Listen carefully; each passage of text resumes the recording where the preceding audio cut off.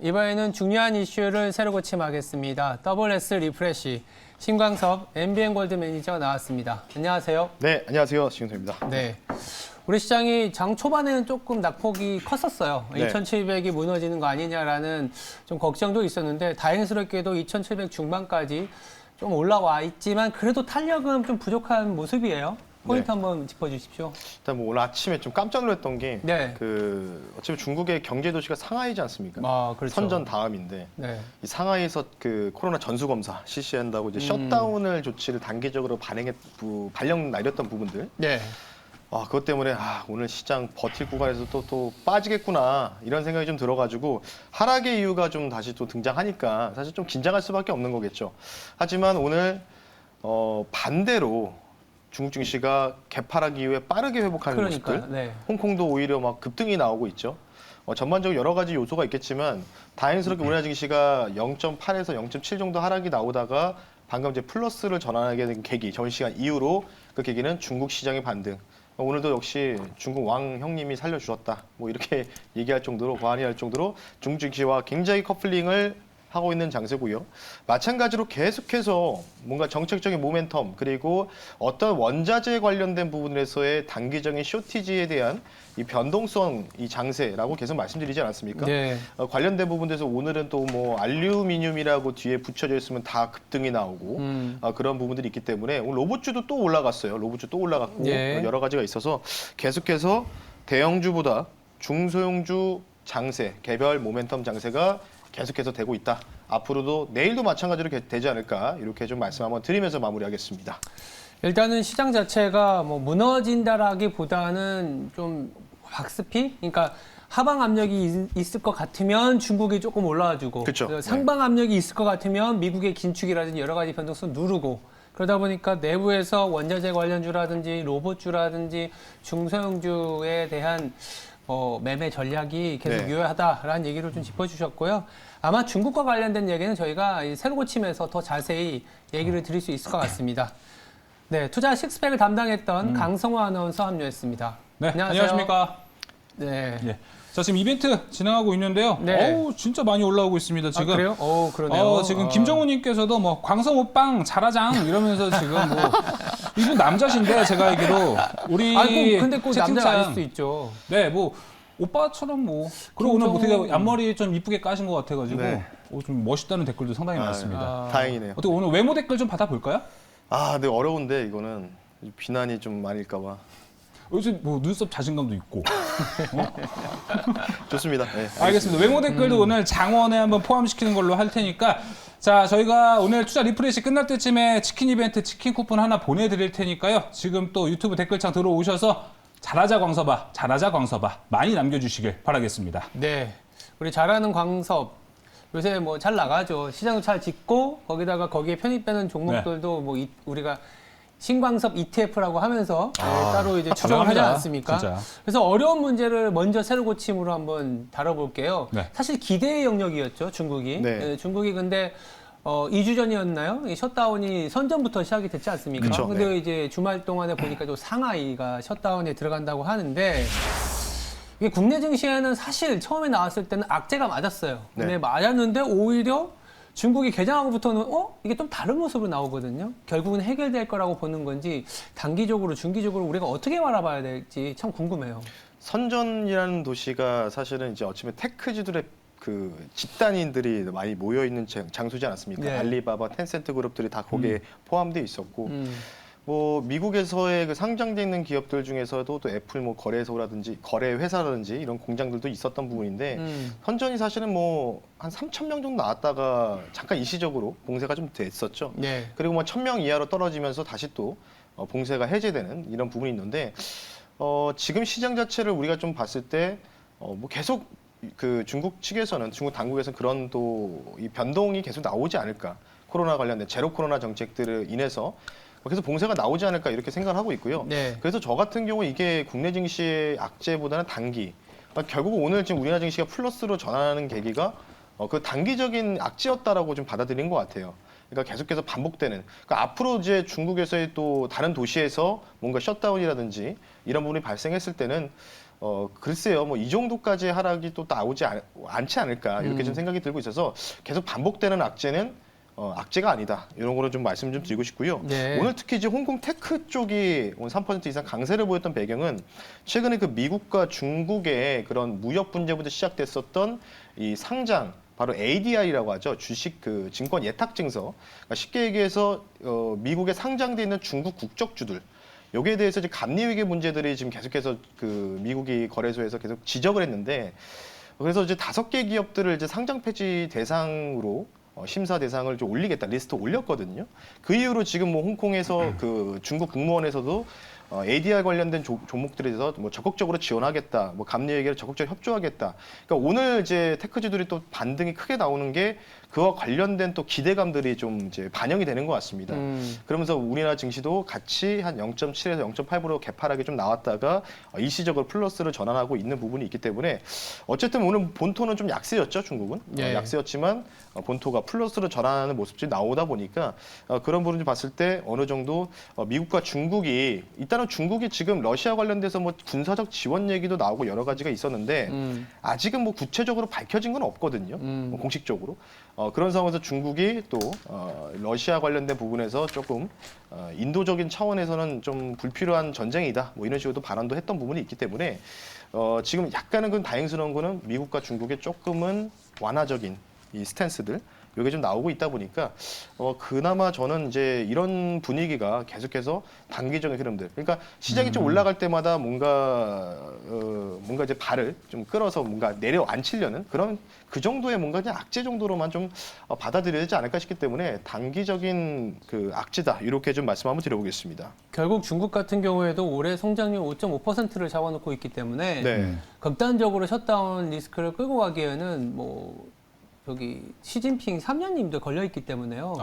그렇게까지 가진 않을 거라는 생각이 좀 많은 것 같아요. 네. 그래서 우리가 또 오미크론을 우리가 먼저 서방 세계 그리고 우리나라도 겪었지 않습니까? 네. 단기에 확 늘어나게 되면 오히려 줄어드는 그런 또 호재도 되기 때문에 우리나라에는 뭐 단기적으로 뭐 단기라고 해봐야 거의 하루에 그렇죠. 반나절인데 그런 정도의 영향력이지 않겠냐라는 거고 결국엔 이제 우리나라의 시장이 2,700까지 회복이 됐고 이 안에서 좀 거의 횡보세가 진행이 되고 있는데 더 치고 나가려면 대형주가 하다못해 중국 때문에 더 힘을 발휘해 준다든지 아니면 뭔가 다른 모멘텀적인 부분들이 나와줘야 되는데 되게 접근하기가 애매한 시장인 것 같아요. 그러니까 시장에서 중소형주는 되는데 대형주가 안 된다. 그러면 대형주를 지금 바라보고 계신 분들 아니면 갖고 계신 분들은 어떻게 지금 대응을 짜야 될지가 좀 관건이거든요. 사실 이게 단기적인 모멘텀으로 보면 이제 중국 영향도 좀 있겠죠. 당연히 뭐 중국 무역 그 관련된 부분들에 대해서 대중 수출 갖고가 우리가 1위지 않습니까? 근데 이제 중요한 게 이것보다는 저 같은 경우에는 FMC 금리 관련된 부분들이겠죠. 생각보다 강하게 나올 것 같습니다. 지금 5월에 예, 있겠죠. 5월, 6월 달부터 네. 해가지고 지금 뭐 얘기 나오는 거는 얼마 전 시티은행에서는 달마다 50pp 올릴 거다. 50bp 올리다가 네. 75bp까지 올린다고 하더라고요. 연말엔 또 그런 식으로 또 네, 얘기가 네. 나오고 있는데, 그러니까 50bp, 그러니까 한 번 올릴 때 25bp니까 달마다 2번. 이거 엄청난 거거든요. 그리고 이제 미국에서의 그 주택 모기지 채권 그 대출 금리를 볼 수 있는 그 뱅크레이트라는 이 사이트에서 한번 얼마 전에 자료를 보니까 와 무슨 뭐 리튬이라든지 뭐 석유, 석탄 가격 올라가듯이 맞아요. 엄청나게 급등이 나왔어요 최근에. 맞아요. 그러니까 그런 거 보면 이제 이 금리 자체도 그걸 이제 선반영되는 부분이 없지 않아 있다고 보시면 되는데 네. 그래서 제가 왜 금리 말씀을 드리냐면 상하이 셧다운은 문제가 아니다. 제가 볼 때는 그게 문제가 아니고 이제부터는 우리가 대형주도 조금 차별적으로 봐야 되는 게 대형주 중에서 많이 누웠죠. 진짜 말도 안 되게 뭐 10개월에서 뭐 거의 1년 넘게 누운 종목도 많고요. 네. 삼성전자가 딱 1년 넘게 눕지 않았습니까? 맞아요. 1월 달에 고점 9만 원 찍고 나서 쭉 밀렸으니까 지금은 이제 뭐 6만 전자라고 부르고 있는데 네. 그러니까 그런 부분인 것 같아요. 그러니까 어찌 보면은 금리 인상기. 그러니까 어찌 보면 이게 강력한 금리 인상기가 우리가 올해가 아마 되지 않을까 싶은데 그럼 금리가 인상된다. 그럼 기업 입장에서는 주식을 왜 상장을 시킨지에 대해서 우리가 생각을 해봐야 된다는 거겠죠. 왜 할까요? 자금 조달 목적이 좀 강하지 않습니까? 대부분 종목들이. 그렇죠. 그러면 당연히 금리 인상기 때 현금 유보율이 낮거나 부채비율이 높아서 통상 연간 또는 뭐 연간 단위나 분기, 반기 단위로 전환 사채 발행을 통해서 자금 조달했던 기업들은 상당한 타격을 받을 수밖에 없겠죠. 당연히 왜 달마다 50bp씩 올린다는데 지금 상황이 그런 부분이 있기 때문에 대형주도 좀 차별적으로 좀 보고 있습니다. 물론 이제 이것도 미국 종목들도 마찬가지겠죠. 미국 종목 중에서도 현금 유보율 대비해서 부채 비율이 굉장히 월등하게 높은 종목들이 대부분 많습니다. 특히 성장 대형주들이 대부분 그런 쪽이라고 보시면 좋을 것 같기 때문에 회사 입장에서 당연히 사채 발행 통해서 자금 조달의 목적 이런 부분들을 과연 현금이 없는 대형 성장주들이 감당할 수 있겠냐. 여기에 저는 퀘스천 마크를 좀 붙이고 싶거든요. 네. 앵커님은 어떻게 생각하세요?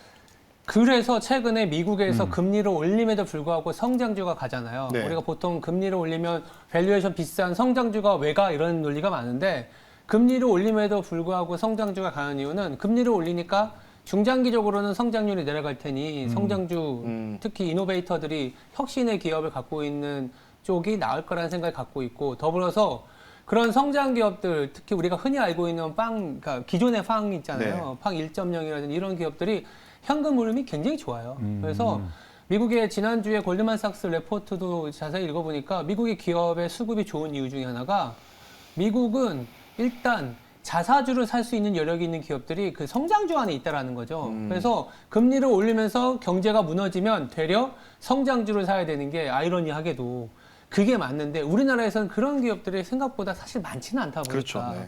그러니까 미국이 성장주 가면 우리나라 성장주 사야지 이게 잘 안 되는 거예요.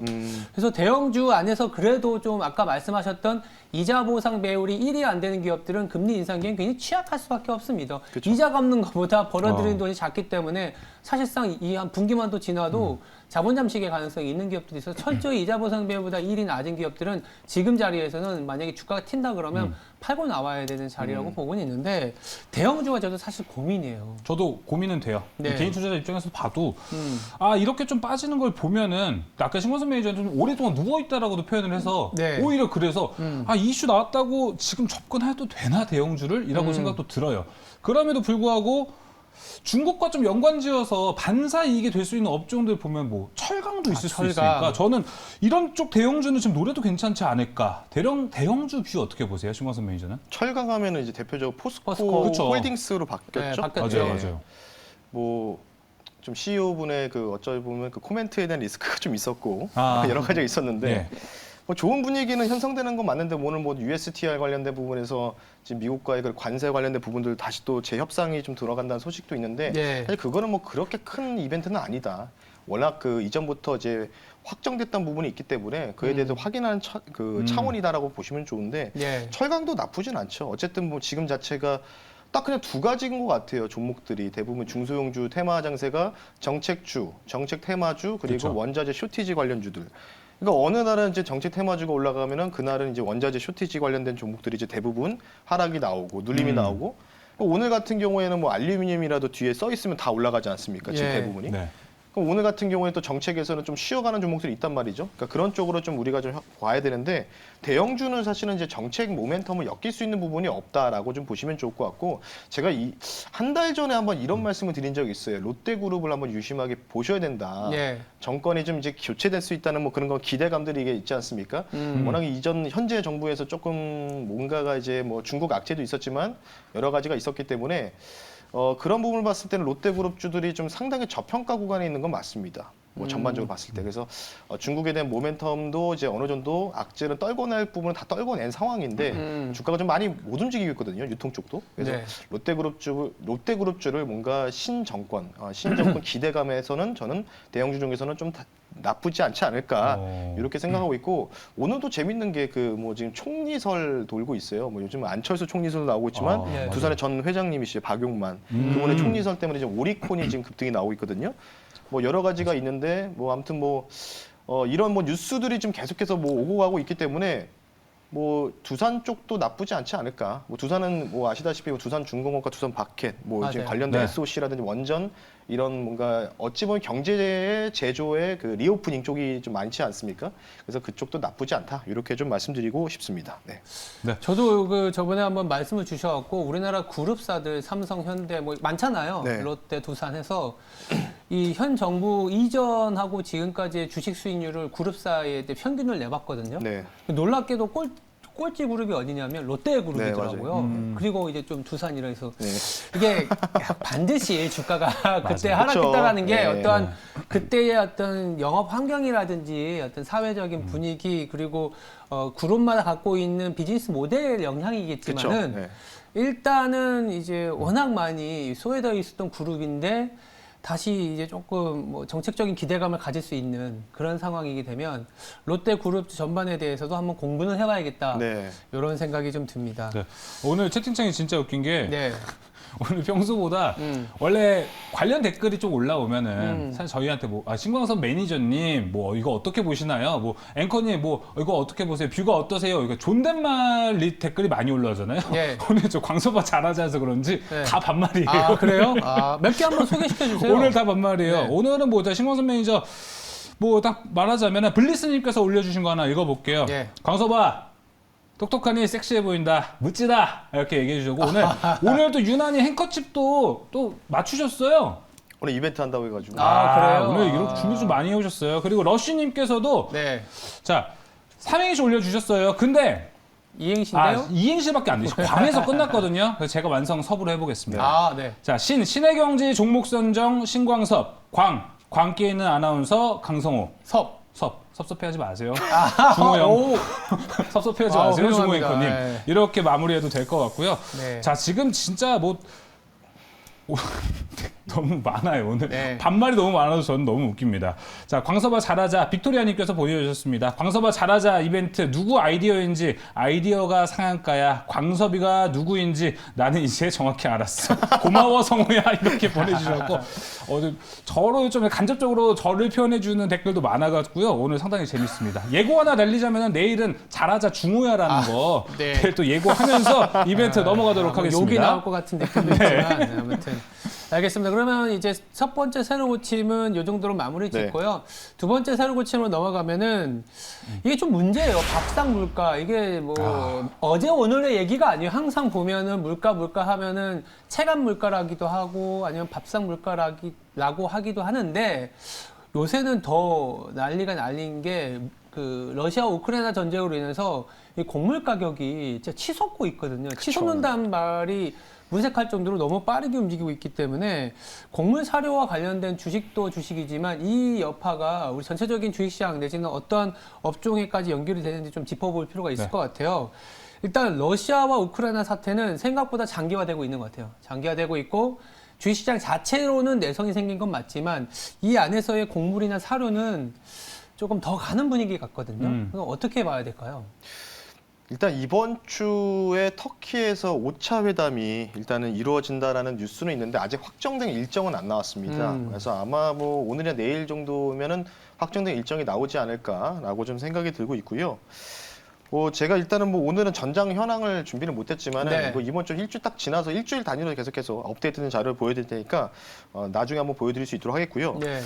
일단은 뭐 이 사태 자체가 지금 우크라이나 같은 경우에는 제가 지난번에도 뭐 원자재 관련된 부분 순위 매겨드리면서 축복받은 땅이었다라고 할 정도로 엄청난 원자재들을 특히 이제 뭐 가스라든지 이런 거 많이 매장을 갖고 있는데 일단 지금 곡물 사료를 얘기 나오고 있기 때문에 그럼 가장 필수적인 건 이제 밀 가격의 변동이겠죠. 이 밀 가격 관련된 부분이 우크라이나가 전 세계 생산국 4위입니다. 4위. 그러니까 통상 이제 돈바스 지역이 이제 동부 지역이고 서부 쪽이 대부분 그쪽이라고 좀 보시면 좋은데 뭐 지난 주말부터 지금 뭐 서부 쪽도 지금 폭격을 시작하고 있다라는 또 뉴스도 좀 계속해서 변번이 좀 나오고 있거든요. 근데 그런 부분들. 근데 이제 중요한 게 파종의 시기가 굉장히 중요하다고 좀 보시면 좋은데 이 파종의 시기가 통상 유럽 서부 지역 같은 경우에는 동유럽 같은 경우에는 3월 25일부터 4월 중순까지 요게 이제 파종의 시기라고 하는데 이때 이제 씨를 뿌리고 이제 어느 정도 이제 제자리를 만드는 모습들이 좀 보여야 되는데 지금 이제 서부 지역의 주요 도시들, 그러니까 인구 한 30명의 도시들, 농업 도시들도 지금 폭격을 받고 있어요. 그러니까 지금 대부분 뭔가 폭격이라든지 이런 게 나오면 사이렌 울리면서 지하 벙커로 숨거나 대피하지 않습니까? 그러니까 사람들이 지금 일을 못 하고 있는 거죠. 파종을 해야 되는 시기인데.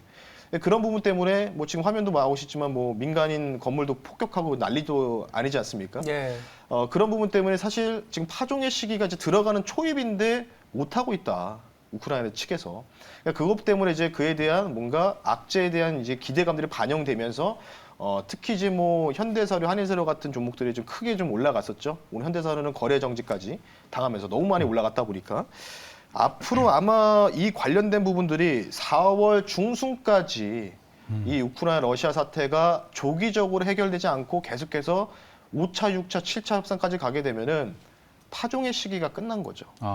쉽게 얘기해서. 네, 그래서 타이밍이 굉장히 중요하기 때문에 지금 보면은 우크라이나에서도 뭐 뉴스 보면은 뭐 러시아군이나 우크라이나군의 뭐 전사자들의 이런 또 시체들이나 이런 게 나온다고 하죠. 눈이 녹다 보니까. 네. 그러니까 지금 딱 날씨가 따뜻해지고 있거든요. 그러니까 지금 파종을 해야 되는데 못 하고 있는 상황입니다. 그래서 앞으로 곡물 사료가 더 간다는 이 포인트는 제가 볼 때는 협상이 길어지느냐 아니면 빨리 끝나느냐 이거에 따라서 조금 달라지지 않을까 이렇게 네. 생각이 들기 때문에 이 정도로 좀 말씀 한번 근데 드려보겠습니다. 그런 얘기도 있더라고요. 지금 공급 쪽 얘기만 했잖아요. 근데 중국에서는 이런 얘기도 나오더라고요. 돼지 있지 않습니까? 돼지를 키우는데 돼지, 예, 돼지. 예. 양돈 농가가 중국의 양돈 농가의 마진이 네. 마이너스로 돌아섰대요. 저희 원자재 담당 애널리스트하고 얘기를 해보니까 네. 그럼 돼지 사육 두수가 줄어들 거고 그럼 돼지를 키우기 그쵸, 네. 위한 대두 수요가 줄어들 수 있다. 맞아요. 그러니까 지금은 이 곡물 가격이 뭐 계속 천정부지로 올라갈 수도 있겠지만 아까 말씀하신 것처럼 우크라이나와 뭐 전쟁 리스크가 더 길어진다 하더라도 이제부터는 그 가격 자체가 더 추가적인 어떤 악재를 더 소화하면서 올라가기보다는 뭔가 약간 피크아웃의 느낌도 있지 않겠냐. 왜냐면 수요 쪽에서도 지금은 조금씩 마진이 하락하다 보니까 수요가 맞아요. 이제 계속 맞습니다. 하질 수 네. 있거든요. 참 고민이 되긴 해요. 그래서 곡물 가격에 대한 얘기들은. 네, 곡물 가격도 곡물 가격인데 뭐 현대사료 같은 거 보면은 저는 더 잡았어야 되는데. 이런 생각 진짜 많이 해요. 로또라고 생각하죠. 그렇죠. 아, 뭐 5배 넘게 올랐으니까. 아, 그럼요.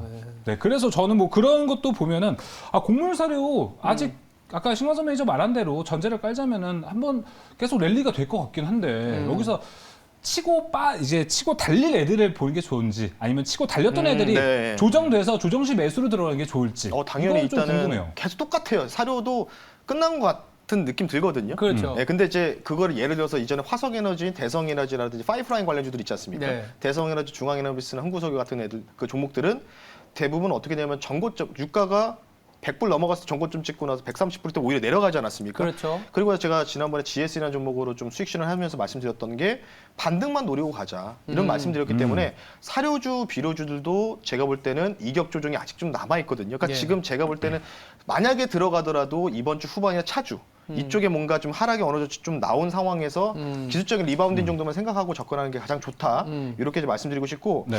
그래서 제가 조금 눈여겨보고 있는 종목 한번 바로 한번 말씀 한번 드려볼게요. 요거를 제가 개인적으로 보고 있는 게 바로 남해화학이라는 종목입니다. 남해화학. 비료주죠, 예, 비료. 쪽 있죠. 네. 농협 계열사예요. 맞아요. 예, 그래서 뭐 돈 많죠. 위에서 유보율 뛰어나고 부채비율 낮고 뭐 어찌 보면 이제 공기업 옛날에 이제 한국통신 같은 그런 회사라고 보시면 되는데 제 화면 한번 보면서 간단하게 말씀드리겠습니다. 이전에 이제 07년도, 08년도에도 똑같은 현상들이 나왔는데 이건 이제 모 증권사에서 발췌한 내용인데 남해화학의 매출액과 비료 가격의 상승 추이를 비교한 건데요. 이 좌측에 보시면은 여기가 07년도, 08년도 비료 가격이 99% 정도 올라간 상황이었어요. 근데 여기를 선을 딱 그어왔을 때 이전에 지금 여기가 현재거든요. 현재 비료 가격인데 현재 비료 가격을 넘어갔어요. 예, 현재 비료 가격이 넘어갔다는 얘기겠죠. 그러면 쉽게 얘기해서 남해화학 같은 경우에는 지금 이전에 07년도, 08년도에 그 주가가 25,000원 정도 되거든요. 지금 주가가 한 만 중후반대? 예, 만원 후반대로 알고 있는데, 그러니까 이런 거겠죠. 지금 이제 현재 주가 나오지 않습니까? 현재가 11,750원인데, 그러니까 이런 종목들이 오히려 키 맞추기 장세로 올라갈 가능성이 있다는 거겠죠. 예를 들어서, 그러니까 현대사료는 사실 개별적인 뭔가 인수합병 모멘터가 부각이 되면서 올라갔지만, 뭐 한해사료도 비슷하겠죠. 하지만 남해화학 제가 볼 때는 만약에 이 회사가 남해화학보다는 사명을 남해비료나 남해사료로 바꿨으면 더 갔을 거예요. 대표적으로 KCPD라는 종목도 마찬가지거든요. 저는 이거 석유화학진 줄 알았어요. 네, 그러니까요. 뭔가 이제 석유화학 쪽인가 생각할 텐데 그쪽은 아니고 비료 쪽이기 때문에 그래서 제가 판단했을 때 아까 말씀드렸잖아요. 미료 가격 관련된 부분들과 07년도, 08년도의 주가 그 가격 추이랑 지금 현재를 비교했을 때는 네. 아직도 25,000원, 2만 원대 진입 못했기 때문에 차라리 이런 종목들이 오히려 안정적으로 올라갈 수 있다. 그래서 남해화학까지 한번 말씀을 드려봤습니다. 네, 저번에 뭐 나무가가 이 종이 제지 업종이 아니라는 것처럼 그쵸. 남해화학도 이 케미컬 네. 아니고 사료 이쪽이라는 것도 한번 맞습니다. 짚고 넘어가야 될 것 같습니다. 곡물과 사료 관련해서는 그러면 일단은 기준점으로 남해학을 짚어주신 거라고 네. 봐야겠죠? 그렇죠. 그러니까 비료 가격의 상승 추이와 07년, 08년 상승 추이와 지금 현재 추이를 넘어갔기 때문에 비료 가격이 그러면 근데 주가는 남해학은 그때 당시가 25,000원대, 현재는 10,000원 초반대지 않습니까? 그러니까 오히려 상승에 대한 뭔가 퍼포먼스 보여주기에는 남해학이 좀 더 낫다. 똑같이 올라가더라도 이렇게 좀 말씀 한번 드려보겠습니다. 알겠습니다. 그럼 투자 유망주까지 짚어주신 거죠? 네, 오, 맞아요. 알겠습니다. 자, 그러면은 투자 유망주 받았으니까 이제 또 신광선 매니저님 한 번 더 비행기 한 번 더 태워드려야겠습니다. 자, 웨슬리 킴님께서도 뭐 보내주셨어요. 예. 광섭이 광내자. 그러니까 그동안 사실 그거 아시죠? 눈썹 문신 때문에 이마가 묻혔었어요. 네. 최근에. 근데 오늘 이마도 돌아오고 오늘 콜라보가 좋네요. 눈썹과 이마에 아주 콜라보가 좋습니다. 영광, 광내자. 영광. 영광이라고 말해주셨고요. 또 캔디님도 말했던 것처럼 광섭이가 말했어요. 뭐 치빠, 빠치빠빠. 이거 너무 얘기해 줘가지고. 욕하신 거 아니죠? 네? 욕하신 거 아니죠? 치빠 아니죠. 치빠. 치빠. 네. 자, 계속 잘하자고 얘기를 해주셨습니다. 네. 아무래도 최근에 또 신광선 매니저 ETF도 좋았는데 네. 전략이 좋았기 때문에 또 캔디님 딱 알아봐 주셨습니다. 네. 자, 그러면은 신광선 매니저님 비행기 태워드렸으니까 좋은 종목 PT로 주시죠. 그래서 오늘은 정책주를 좀 갖고 왔는데요. 네. 최근에 이 회사가 합병을 해가지고 조금 상당히 확장성도 다각화되고 있는데 네. 현재가가 35,250원입니다. 35,250원 저는 실시간으로 좀 체크를 좀 하고요. 종목명은 첨단런이 아시죠? 예. 첨단런이 사명 바뀌지 않았습니까? 합병하면서 네. 크레버스라는 이 종목을 종목이었구나. 말씀 한번 드려보겠습니다. 네. 어디가 바뀌었다고요? 저희가 아까 계속 찾았었어요. 청담 로닝 어디지? 없어졌으니까. 이거구나. 네, 이걸로 네. 바뀌었습니다. CMSAG를 합병하면서 오. 진행이 돼서 크레버스라는 사명을 바뀌었는데 네. 이 회사를 좀 가지고 난 배경을 좀 말씀 한번 드려볼게요. 뭐 이 회사 같은 경우에는 교육, 학원 교육 사업 및 스마트 러닝 사업을 영위하고 있는데 최근에 이제 교육부에서 뭐라고 얘기하고 있냐면 스마트 러닝, 그러니까 최근에 이제 코로나가 우리 삶을 좀 많이 바꿔놓지 않았습니까?